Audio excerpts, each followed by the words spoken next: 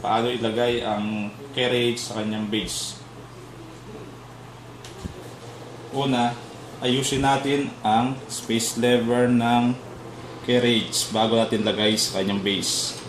Paano ilagay? Madali lang. Kailangan lang natin na ilagay ang kanyang lock.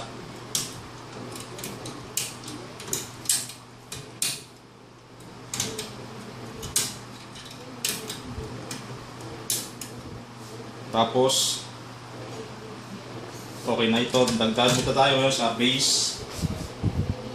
Paano ilagay ang carriage sa ating base? Kailangan lang natin gawin, una, tanggalin ang top cover.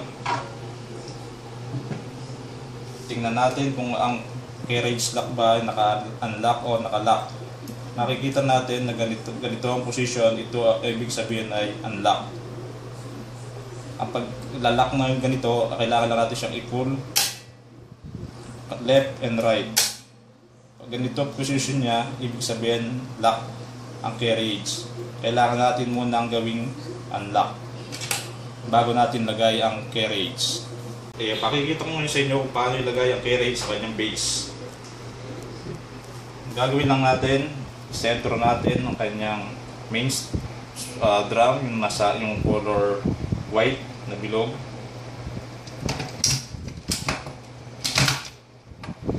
Tapos i-lock natin ang kaliwa at kanan.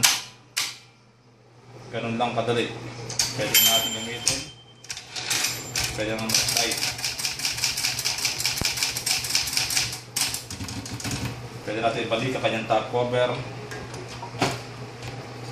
Pwede na tayong mag-umpisa.